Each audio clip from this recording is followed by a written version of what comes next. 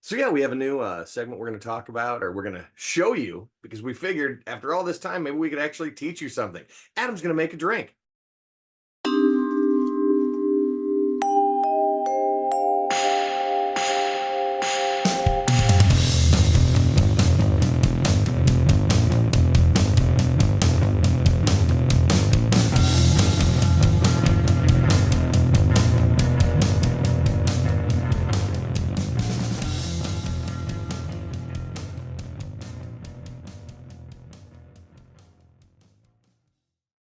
All right, hey, welcome back to the Tiki Rebellion. I'm Nick. Of course, I'm joined by my good friend, Mr. Adam Rains. How are you, Adam? Things are beautiful here in sunny Las Vegas. And it's finally sunny Las Vegas for the first time ever. We're recording during the day, so this Yes. yeah, warm glow you see if you're watching in the our video realm surrounding us is the actual Las Vegas sun. Oh my God, Right. bar people doing stuff that isn't at night. It's amazing. It's wonderful. And you can see that nice sunshine coming in, making the grays look more predominant. You're gonna love that. Your jujitsu wounds are definitely Yeah, he's great. Murder ropes not on my face. not just a legendary barman, but a hand-to-hand combat sports. I don't know what pugilist. Punching What? bag. Punching bag. Grapple bag. Choke mate. Oh, that Choke sounds like a new website we can start. A new dating service. Yeah, don't Google that if you're at work. Yeah. So, Chokemates.com. this is, I think, our fifth episode that we're doing now. You can see both of us are kind of starting to move around where we're recording, how we're getting set up. But we thought, after all this time, after all these episodes you spent with us, maybe we could add something that actually has benefit to people. So this episode is going to start with a new content form that we're hoping to do in all of our episodes. Adam's going to teach you how to make a drink. Adam, which drink are we doing today? Today we are going to do a rum cocktail. Um, believe it or not, we are doing the Black Betty. Ladies and gentlemen, the Black Betty starts with a cold glass. We will chill it down. We all know that a cold cocktail is a better cocktail.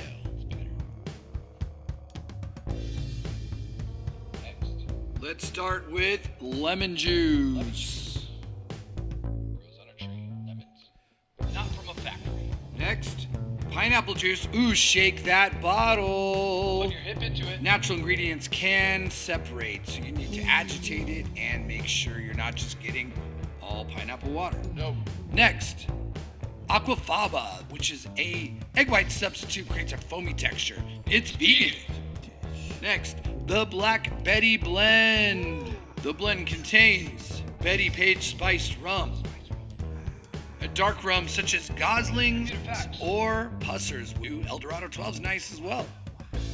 And Vecchio Amaro del Capo, made from 29 different herbs, flowers, fruits, and roots from Calabria. And we have a 5-spice blend, not seen. To the top, meniscus, don't spill. I might have spilled. Next, we will get ready to shake this cocktail. It's very important to shake it awake and not rock it to sleep. Shaking with ice is how we cook this cocktail. It's very important for incorporation of flavors, aeration, and dilution.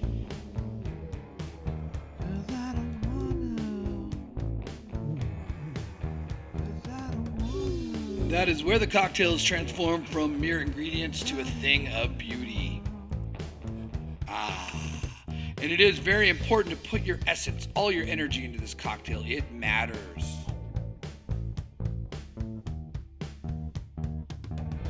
Ooh. All right, we're going to separate the ice and incorporate the reverse dry shake. We're doing this so that we can froth this cocktail up. The pineapple and the aquafaba will work together to create a frothy texture, a little foam on top. Shaking and stirring are an energy transference between you and the cocktail. For more on this, I highly recommend Cocktail Techniques by Kazuo Yeti, a book that he created Now translated into English. Now let's prepare the glass. Ooh.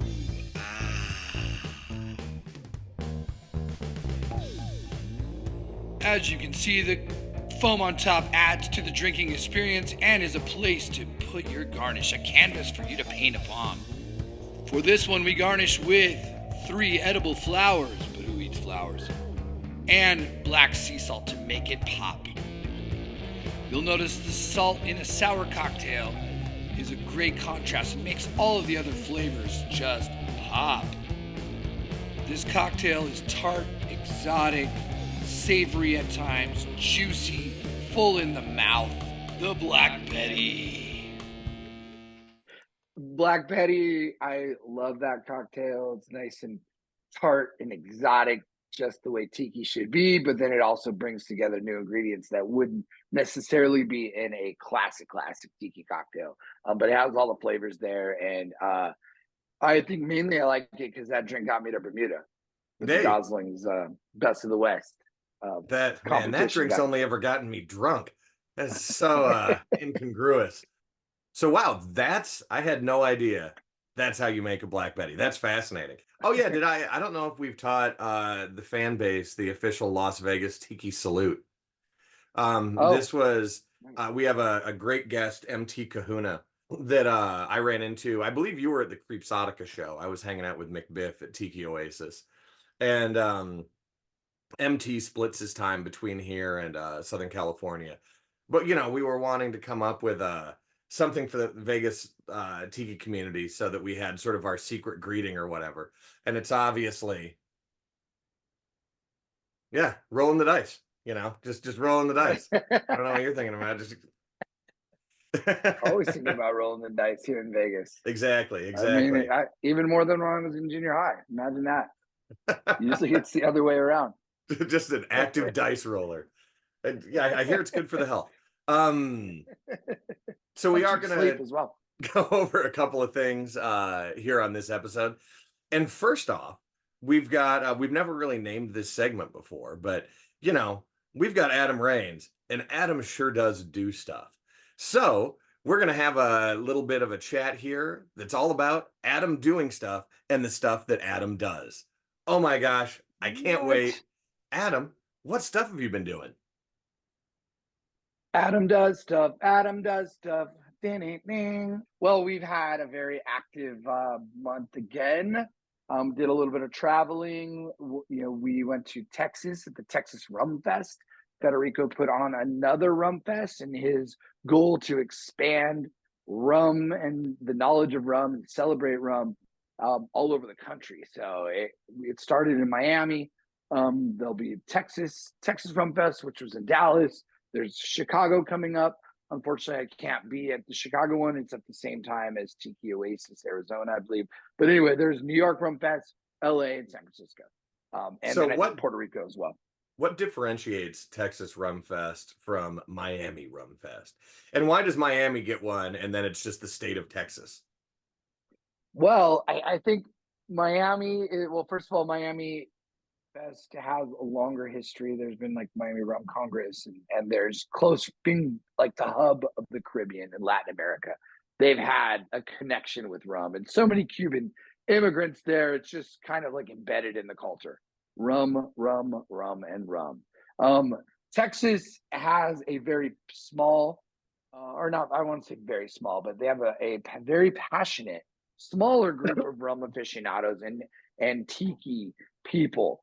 But like I said, they are very engaged and very excited. So I think, that's kind of one difference. But then also I think state regulations make a big part of it. So this Rum Fest was a little bit smaller. I mean, because they don't have as big of an audience as Miami, but it also was smaller in some cases because not every producer was able to get their product in.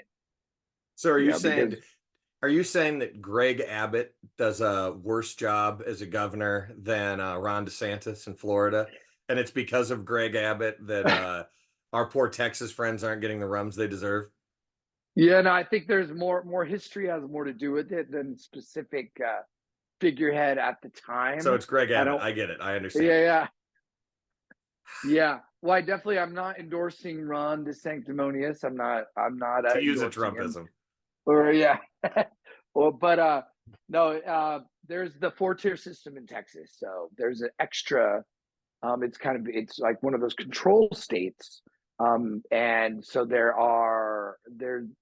what products they can get in, it's heavily regulated. So we couldn't even bring in products from the outside, like in our carry-ons, we could get in trouble. And every bottle that's sold there has to have this sticker that says endorsed by Texas, like all of them. And most of the time they make you put it right on the front. So you go to the bar, fancy whiskey bar, fancy rum bar, and like you'll see all these beautiful bottles, and then they just have these like this stamp, this homogenized industrial looking stamp, like made for shipping by Texas. Yeah, that's but they should make it look cooler, I would say, at least. If it's gonna be on the front of the bottle, ruining that beautiful design work. And companies spend millions on just designing the bottle and how it looks, and I mean, for someone that looks at bottles a lot, it's off-putting. All right, Greg Abbott, you heard it here. Get a better looking tax stamp or whatever it is, because you're bumming out Adam Raines. So with a more kind of limited palette to paint from, what is the focus in like this Texas Rum Club thing? What really is it educational? Is it, obviously you can't really be introducing new brands. Is it more of a social event, more educational? Like if I was going to go to Texas for this, what could I expect? So you'll walk in. It was in a neighborhood called Deep Ellum, which is a pretty cool older neighborhood, but that has kind of an artsy vibe. It has, and what city is this kind in? Of like little hip hop vibe as well, in Dallas. In Dallas, okay. In Dallas, and yeah, so the venue was really cool. It was essentially a medium-sized hall, and you walk in, you check in, you can take your pictures near the step and repeat, and then just all the companies are set up with booths and bars. Some will have tables and setups, some will have like complete bars.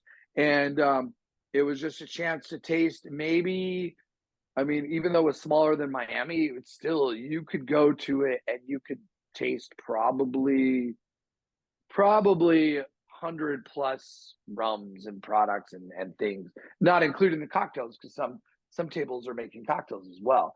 And one, like El Dorado was there again, just like in Miami. So they were kind of bummed that they couldn't get some of their products in, but it's always a good thing. If you're drinking El Dorado 15 or 20, like yeah, you pay to get in, but you're drinking it, you're happy. Like, yeah, you could just go around. If you're having a bad time with that, that's your fault.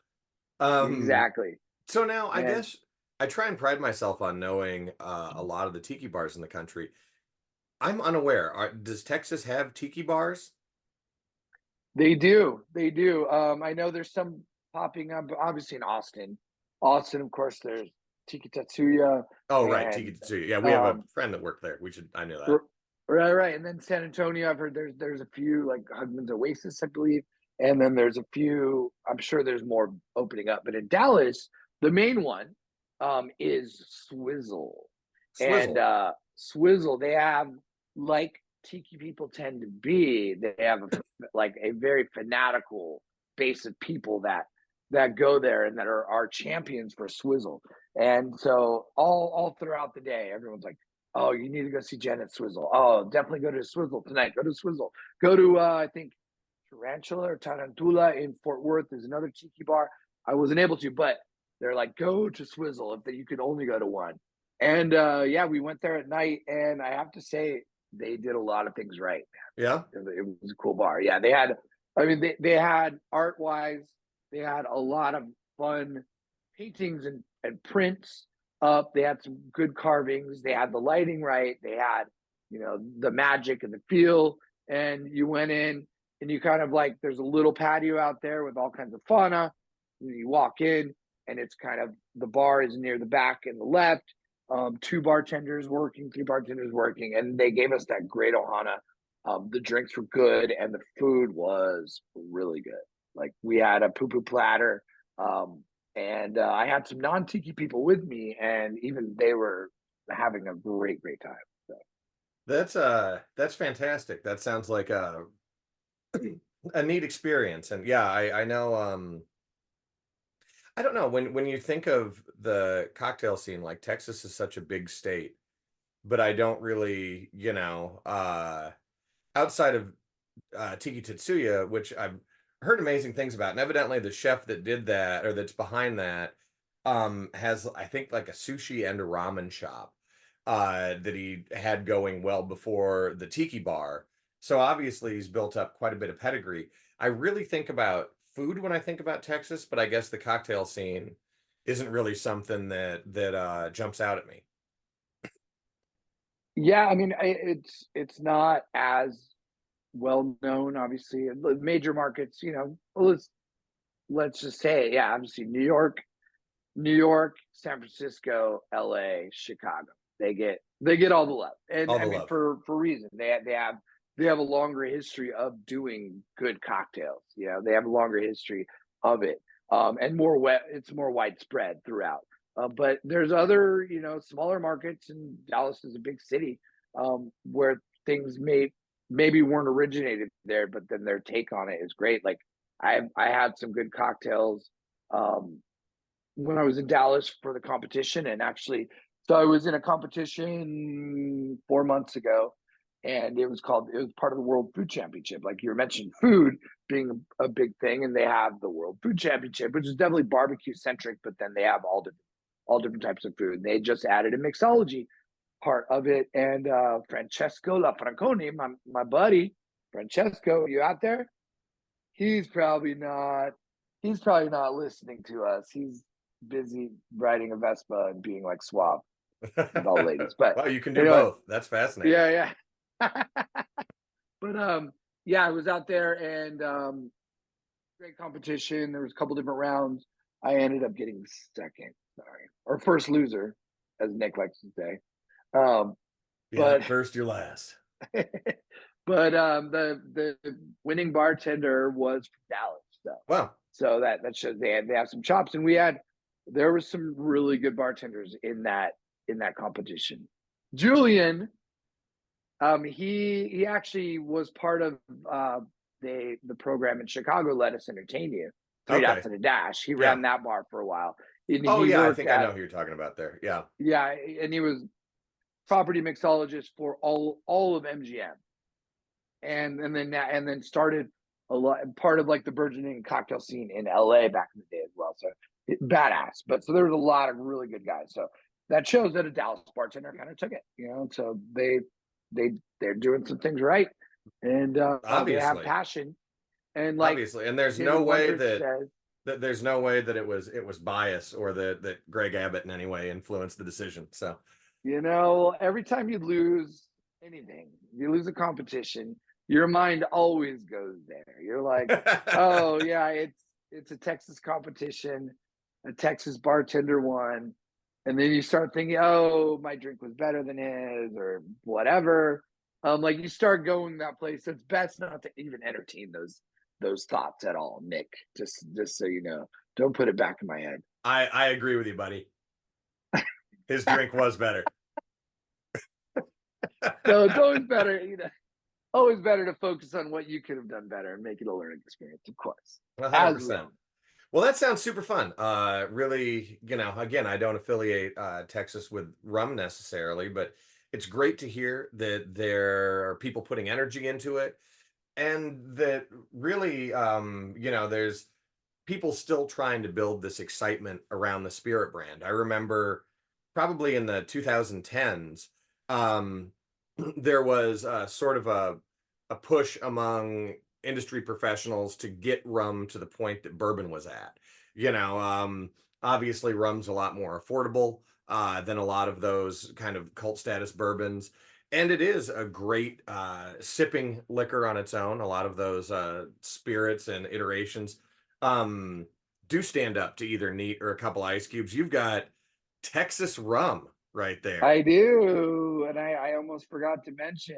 Yeah, some buddies from it's the Andalusia Whiskey Company, but they do They do rum, and that's Blanco, Texas. It's kind of outside of High, Texas, which is by where the Garrison Brothers Distillery is. But yeah, they were there. They shared some of their rum as well, and it was a great time. And they would mention that sugar production has been a thing in Texas for a long time.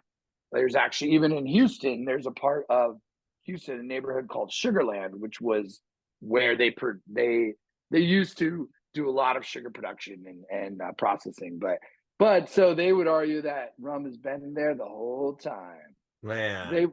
And being Texan, of course, and maybe boastful at times, maybe you'd say maybe rum was invented in Texas. Maybe everyone else has it wrong. Not in Barbados, maybe. Wow. It's not a direct quote, but that is okay. So you could correlate. If you pull anything from this episode, you can quote Adam Raines: "Rum was invented in Texas." Is that a 375? That looks like a small bottle. It is. It is. I still haven't opened this one, and it's 57% alcohol. Okay, it's just very funny because when you first pulled it out, I assumed it was a 750, and as you've been moving it around, I'm like, Adam's growing. Look how tiny that bottle looks in his giant hands. Well, that's awesome. So yeah, great to hear about the cool things going on in Texas. Again, the birthplace of rum. But we have, or you have been doing some neat stuff here in Las Vegas as well, right? You've sort of created what you call the Las Vegas Rum Club, and there was just a meeting. How'd that go? Oh man, it was good. We missed you, buddy. Yeah, you got to quit having them on my days off. I came in on my days off for the first couple, but it's not that I don't want to learn, but yeah, I guess 60 hours at the Tiki is enough, because if you stay more than that, then the ghosts really do attach to you. Yeah, exactly. They hold on tight. And yeah. But yeah, no, I've been to a couple of these. It's a really fun thing. Adam works with some of our spirit reps to have rums brought in with the reps or with a brand ambassador. And it's a super fun communal tasting. I think I was there for both Juliana and Kaloa. And then I might have been there for a Diplomatico as well. But I don't necessarily recall. Yeah, those were good ones. Yeah, this one was during Bar and Restaurant Expo, which is used to be called Bar and Nightclub Expo. It just happened to coincide with that, which is a huge industry convention, booze convention with here seminars. In Las Vegas, yeah. That's a whole nother thing we could talk about because it's so immense. But we were there during the day, and it just coincided so that we had a lot of good people in town. But so we decided to do this one, industrial rum versus agricole. So we had brands. We had my buddy Ryan McGinnis, who knows rum back and forth. Like he talks about rum all day. He loves rum, and he's like a wealth of knowledge. So it was great to have him leading the tasting for us. But yeah, he brought in brands. He brought in rum JM, and then he also brought in rum Clement, and then for the in agricole side, and then he had Bounty and Chairman's Reserve, and we got to taste both our private barrel select of Chairman's Reserve and our private barrel select of the rum JM with the bourbon baron finish. And so it was a pretty special one, because those bottles they're not cheap, for sure. And for everyone just to be able to sign up on the Eventbrite, show up, come and try great things for free and have little nibbles and talk about rum while Ryan leads a tasting. And Ryan went through a whole, including diagrams, including detailed information. It was engaging. It was rum 101, but it was still, I think if you were not even that into rum, you could have understood, which was cool. Yeah. Well, that's super neat. Wow, Adam, I feel bad. I've really enjoyed the couple of Las Vegas rum clubs I've been to. It's super fun. It's super educational. It's really neat to meet other people in the community that, have a passion about the spirit, that want to learn. But it sounds like, especially with nightclub show going on, you had a pretty special one this time with the spirits and with the guests. We did, and then I didn't mention, so with nightclub going on and being really like we were really busy, we had the room blocked off the night before, and something happened with the system, if it's the ghosts or if it's our reservation system. And that day it was deleted. Oh, all So the blocks were gone. Wow. blocks were gone. So that means that people started reserving these tables that were supposed to be where Rum Club was.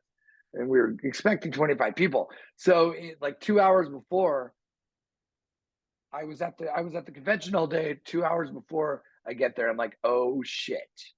There we have no place to do Rum Club. We're gonna have to do it in our back storeroom or something, or in the alleyway. So anyway, with help from our fortunate with help from our fellow managers, we moved some things around and made it happen. But we were very compact. But like you were saying, there's so many people in town. We had a little surprise guest. We had Shannon Munsafar came in, which was awesome.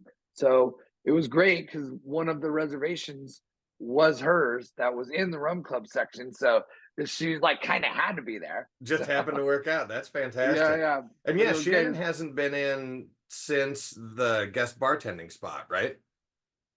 She's been in once since then, Okay. just for a couple drinks, you know. And Shannon is always so nice, always so fun, and you don't know when she's gonna just turn on that fountain of energy and fountain of like knowledge. But she usually just keeps it amazing and fun, and she's just a great person to have around. You just want to have her in your pocket always. I want a That's little Shannon right fantastic. there. Yeah, I But speaking of little remember. Shannons, and sorry to cut you off. No, please. I don't know if I should out there, but there might be a little version of Shannon that will be honored at the Golden Tiki in the next few Oh, months. that's exciting. Yeah. That's Yeah. exciting. Yeah. I thought we were I thought we were on censure for those. So that's very exciting to hear. No, Hey, we if got some anyone more deserves it. approved. Yeah, Um Tiki gods are, they're very fickle. Fickle, very Sometimes you think fickle they're going to tiki go one gods. way. Yeah, I the first time I met Shannon was at the Tiki Oasis 2017 in Phoenix.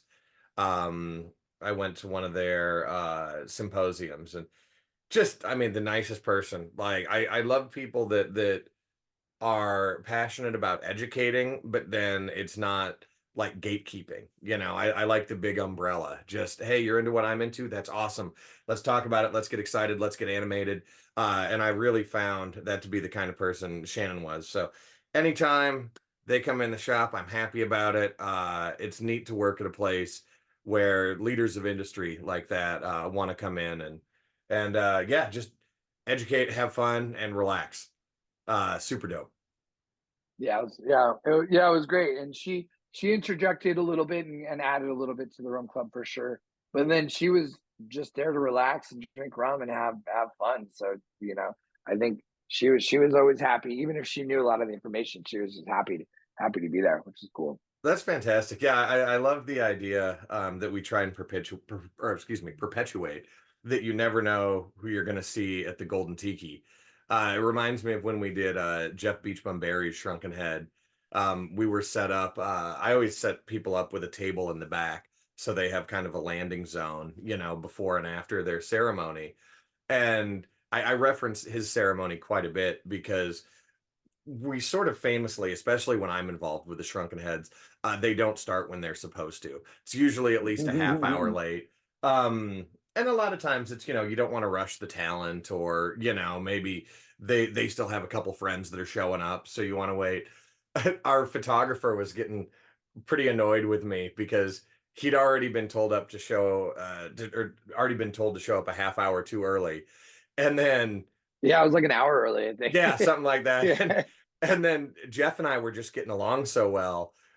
It was almost 2 hours after we said when it was going to start that we finally did it. Because yeah, we're just sitting back there telling stories. And but the Golden Tiki part, I remember this lady coming back and saying like, oh, "Are you? I hate to bother you, but are you like Jeff Beachbum Berry?" He's like, "Well, yeah." She's like, "Oh my God, my husband's the biggest fan of you. Like, he was too embarrassed to come over. Can he come over?" And yeah, Jeff signed, I think, a mug box of ours for him and took photos with him. And I'm just like, yeah, think about that neat story. Like if you're a fan of Tiki and you're at the Golden Tiki for the first time and you're having this amazing time, and then it's like, holy shit, that's Jeff Barry. They just walked by, like, why the fuck is he here? But that's him. Like, god damn it, that's awesome. Right. Yeah, I love those stories, and I love when guests get that interaction. And yeah, especially when talking about industry people that are cool. You'd think at this point Shannon might be over wanting to talk about rum, or Jeff wouldn't want to tell tiki bar stories anymore. But yeah, you get them both in the right environment, and it is that ohana. It's just fun. Like, yeah, let's all. There's no stress. There's no judgment. We're all just having a good time.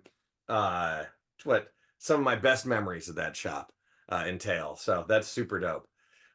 Now, with the last episode, I kind of put forward what I wanted to talk about in this episode.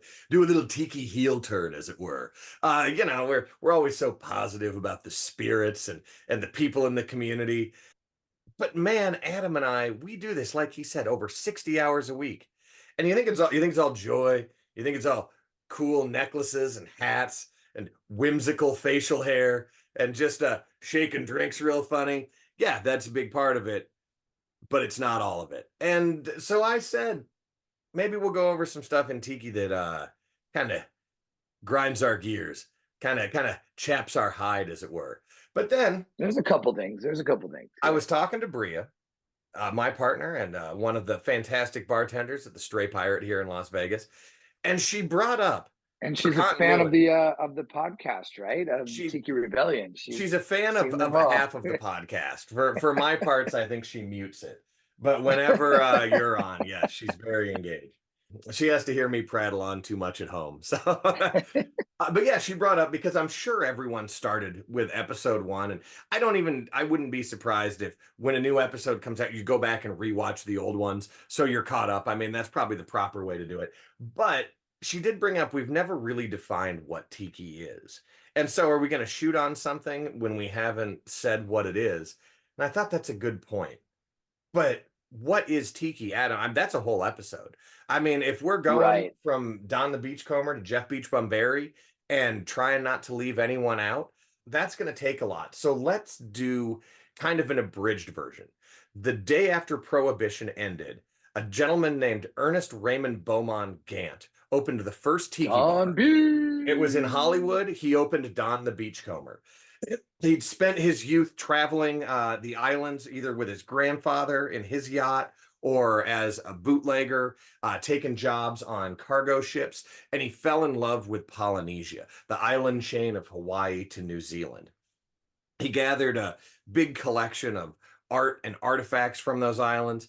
And again, you got to realize around this time, this was the Great Depression. Things weren't going well for the average American. And so he had an idea: if you can't get to paradise, I'll bring it to you.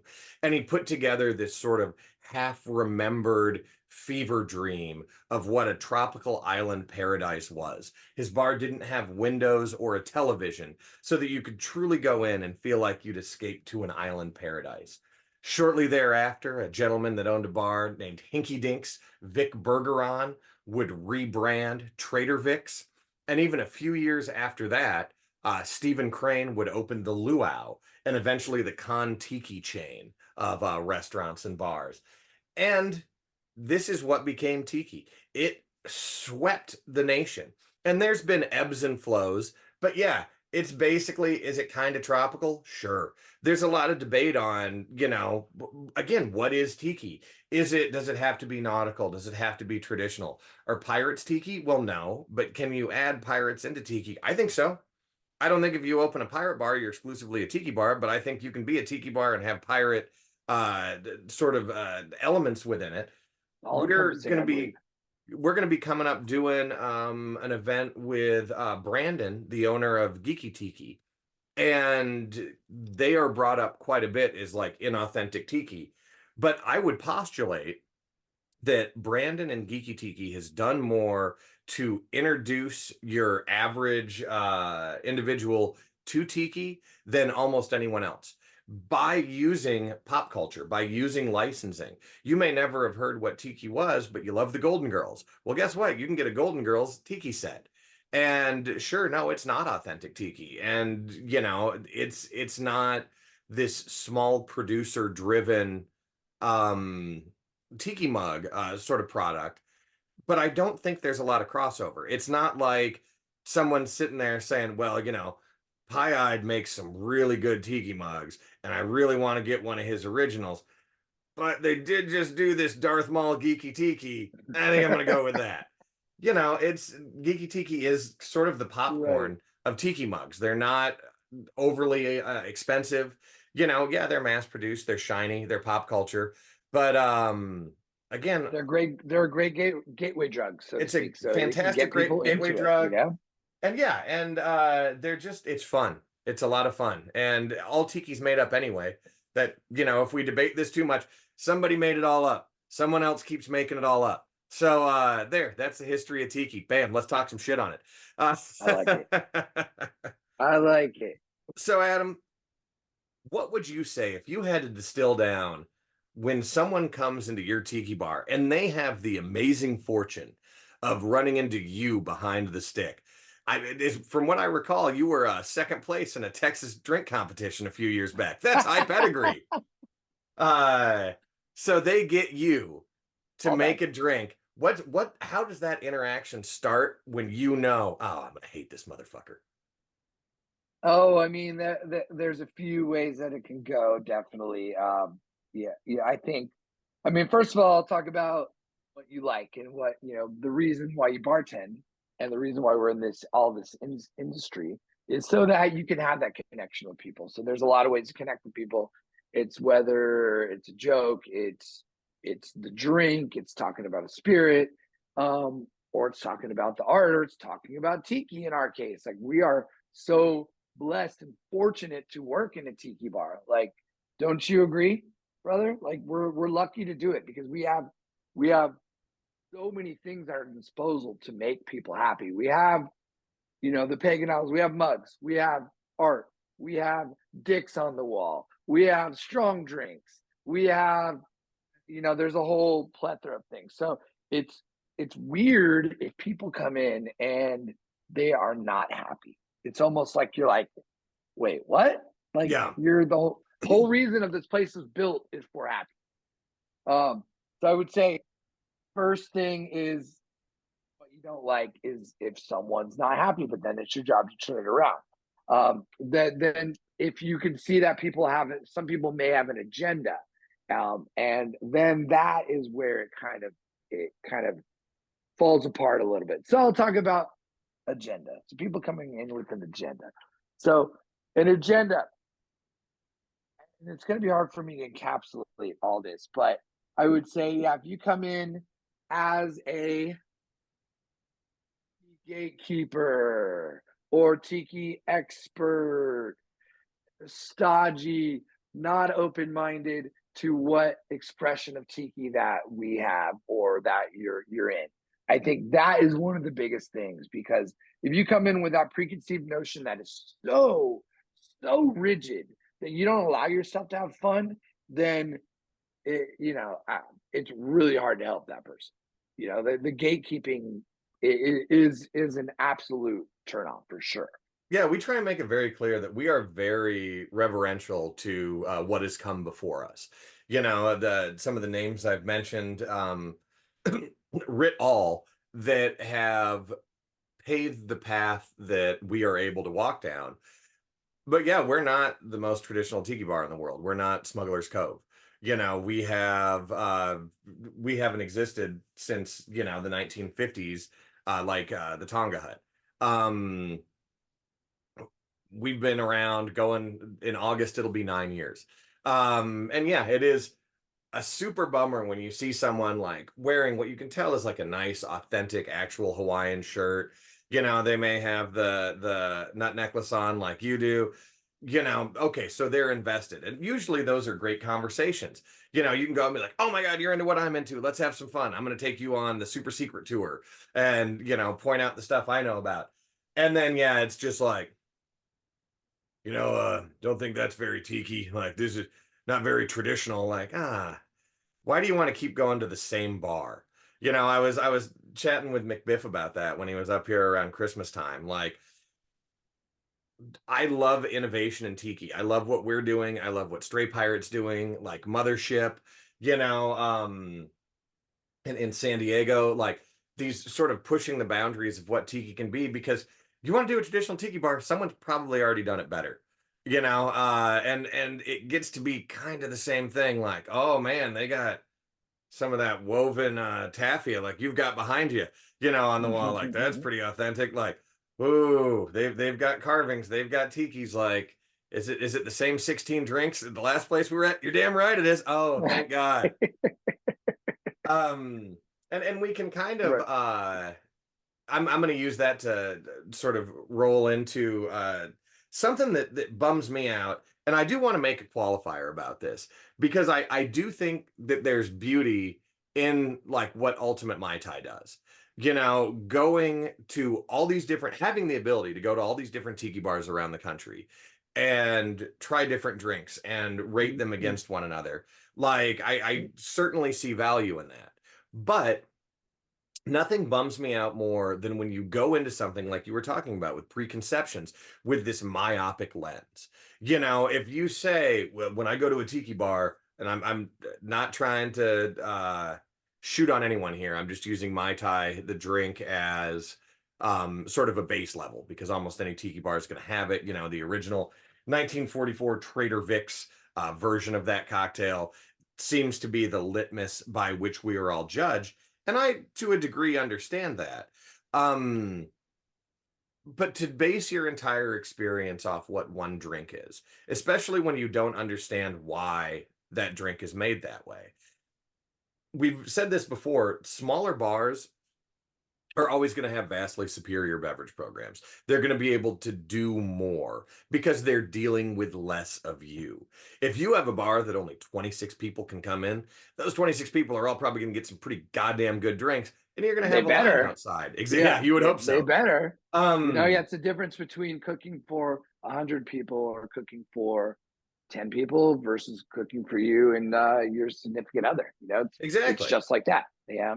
When you look at tiki bars, larger tiki bars like us, like back when Psycho Susie's was still open, it's not uncommon, and we do it, that our core most popular beverages, aspects of them are pre-batched. I mean, even Don the Beachcomber did pre-batching to keep his recipe secret. But yeah, we're And not obviously with no juices, though. We're going to say that right correct. now. No Yeah. juices at That's all. why I said most of the Spirit, ingredients, not all the cordials, ingredients. Yeah.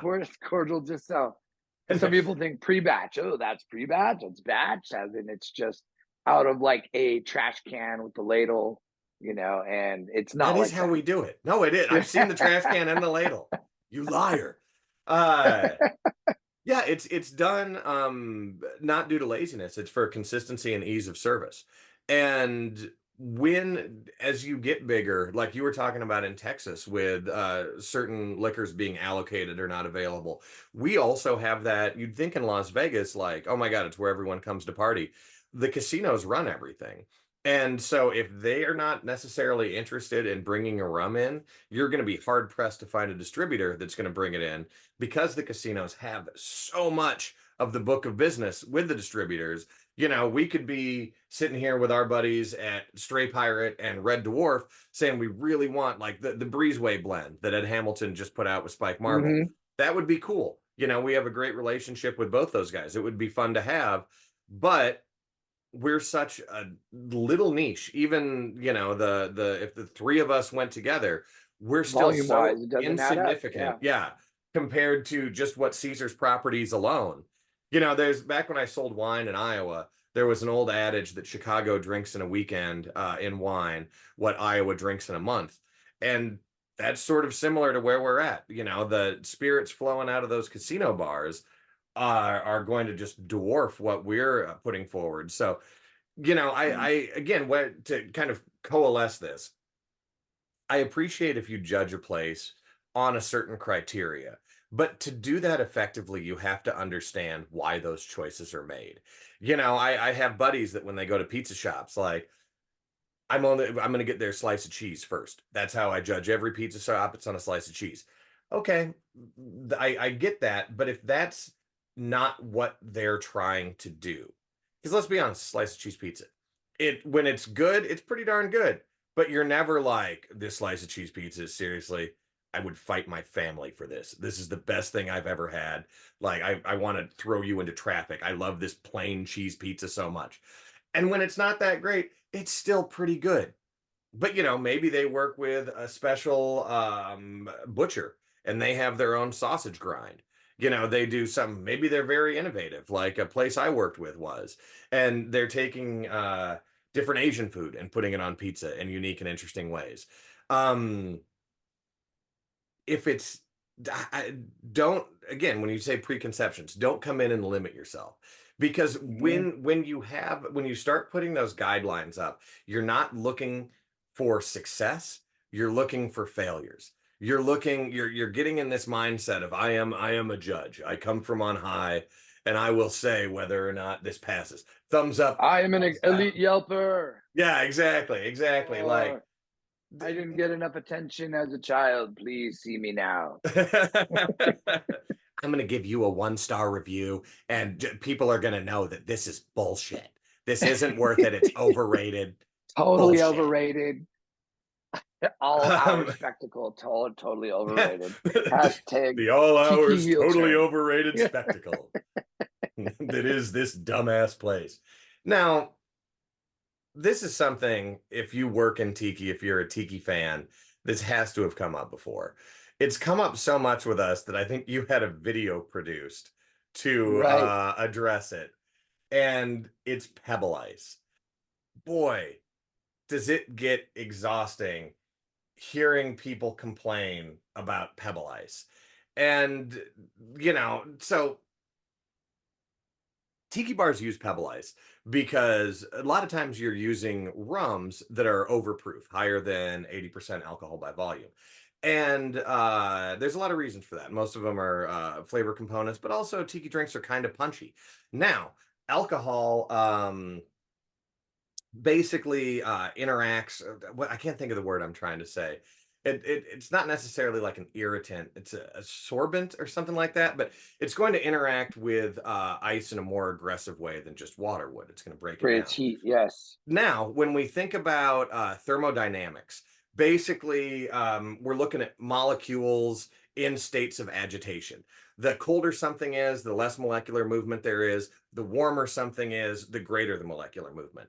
Now, when you look at that is parlayed into ice in a cocktail, you have the temperature of the liquid interacting with the temperature of the ice. Why Pebble Ice works so well is it's all about surface area. When you have your big regular cubes of ice, there is a finite amount of surface area, and that's where you're having the heat exchange, where it's trying to cool the ice is trying to cool the liquid is trying to warm the ice, and one of them's got to win. When you have Pebble Ice, you are exponentially increasing the surface area. Therefore, the reaction that is going to help the ice bring the liquid down to temperature faster than the liquid can bring the ice to its temperature. Hence, less dilution. So, when you see a drink that's packed with Pebble Ice, that's good. That means you can sit and have a conversation and your drink's not going to dilute right away. That means it's going to be at the level of coldness that it was designed to be. That tooth cracking cold, lovely tropical libation, that rum rhapsody. It's done by design. It's not because universally as Tiki bars, we've all gotten together and been like, hey, we packed that drink with ice. We're going to be able to stiff them a little bit. Like we're not gouging any. We didn't spend an extra $5,000 on another type of ice machine to have two different types of ice. Be like, yep, that'll get them.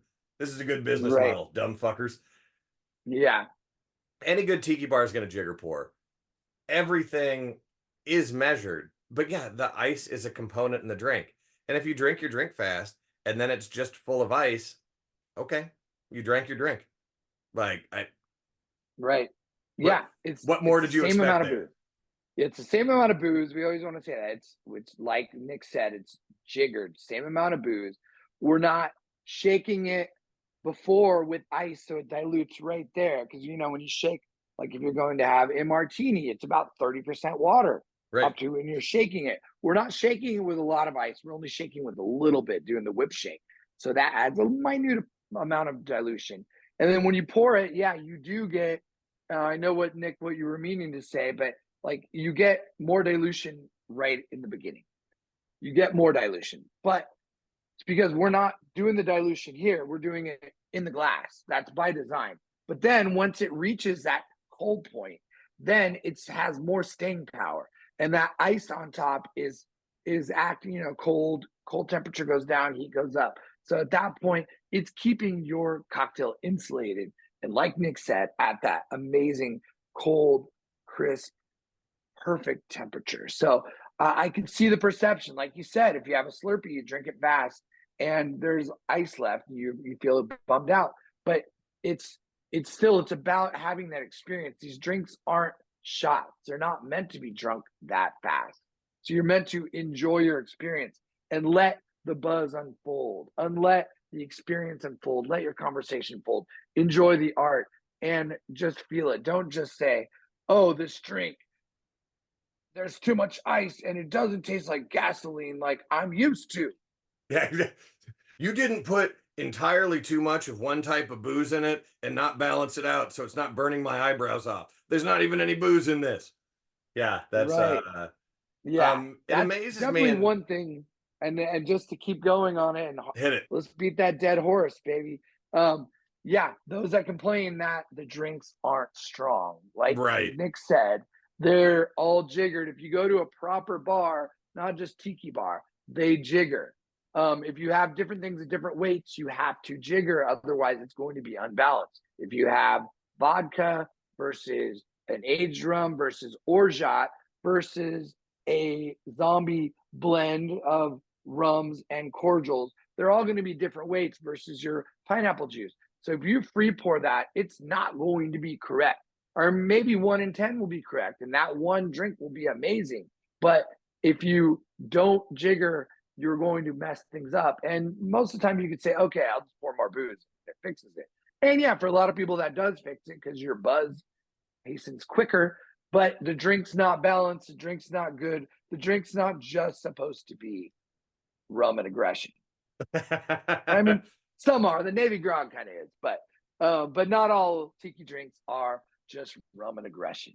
Yeah, and not every drinking experience is let's get to the end of the line as fast as we can.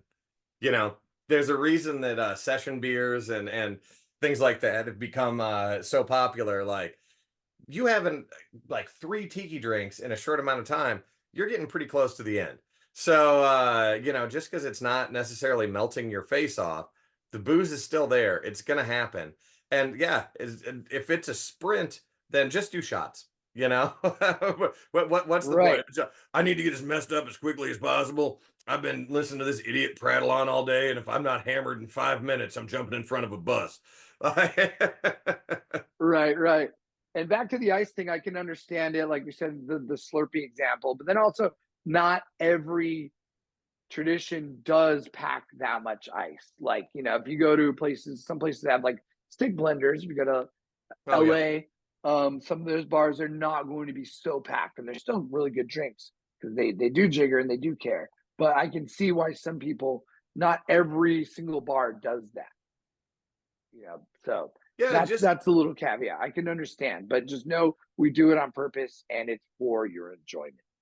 yeah, I mean, and that another thing that I've come across with the years, when someone doesn't quite get something and gives the question, well, is that even good? Like, why do you think I'm selling it? Yes, to a degree. I used to make this joke. I ran a fine dining restaurant where every fall we did sweet corn ice cream, and you'd have these people like, when you're listing off the dessert, I'd like sweet corn ice cream. Is that even good? Like, no, actually, I have this grand evil plan where I'm gonna shut this place down, and I'm gonna do it by serving this abhorrent creation I've made.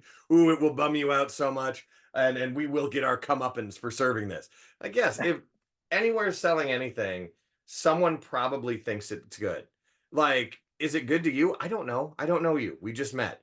If you are diametrically opposed to tequila and you're asking about our tequila sunrise cocktail, the tiki drink that Adam's come up with tequila in it, you're probably not going to like it. But if you don't tell me I don't like tequila or that you don't like tequila, I'm not going to know. You know yourself better than anyone. You can be open to it or you can be closed off. Every interaction is a two-way street. I've had a lot of dining experiences that started out being like kind of like, oh, the host was kind of a douche, but all right, my server is not my host. Let's see where it goes. And you get to choose. It's the beautiful thing about being alive. You get to choose how you interact with your half of it. Wait, we're alive? What? Yeah, well, I mean, allegedly. Allegedly. The simulation hasn't fallen yet. But yeah, like when you look at things like Adam was saying with an agenda or this kind of well, I don't know if I like that. Well, if you don't think you're going to like it, either try it or don't. I love ordering stuff that I don't know if I'm going to like or not. I like when I don't like it because I'm like, oh shit, this is horrible. I'm still going to finish it. But like now I definitively know I don't like this. Or it could be like, holy crap, I thought I wasn't going to like this. It turns out I love it. Now I have a new thing I'm passionate about. Hot damn, dance a jig. Yeah, we're here to be your tour guides and we want you to have fun. We want you to have the best time you possibly can. And we want you to have fun as well. So, I think maybe if there was great. any, That's a great quote right there. yeah, I think if there was did you get that from the Bubblegum Strip Company training? It's part of the principles and beliefs of Bubba Gump. Yeah. Wow. That's gumping. That's what we call it when you're in the a gumpism. Yeah, I think that's a really positive way to kind of wrap this up. It's fun for us.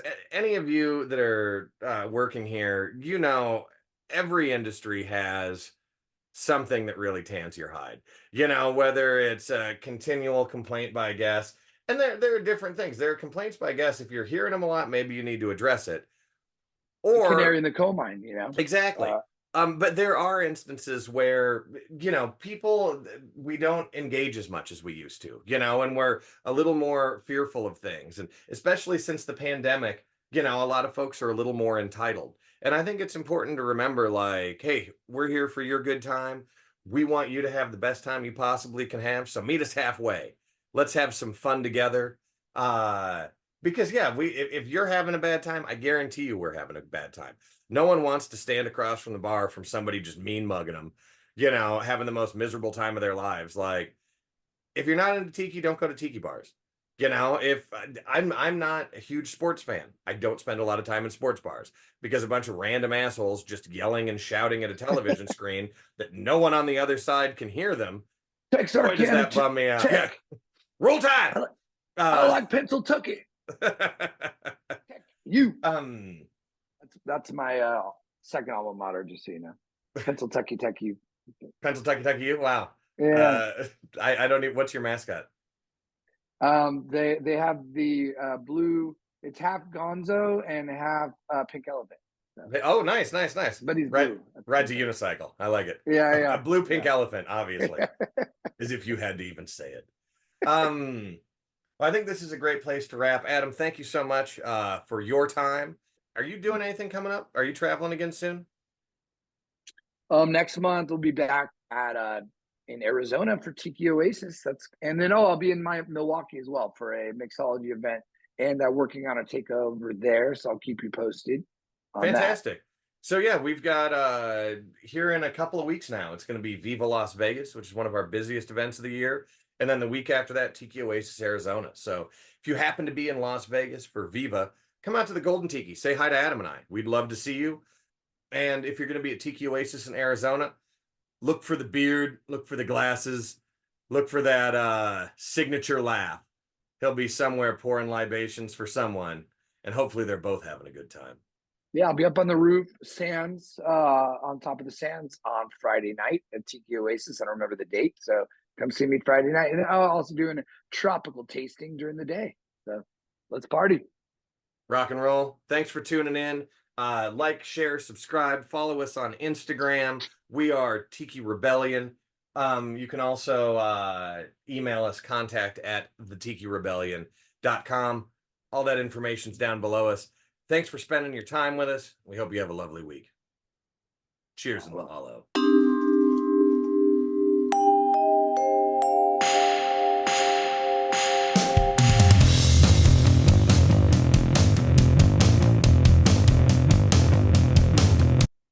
I think Cool, that man. went good. Yeah, I think, and then we even have room to do part 2. Yeah. There, we left a lot on the table like that we could say, but that was the perfect time to end.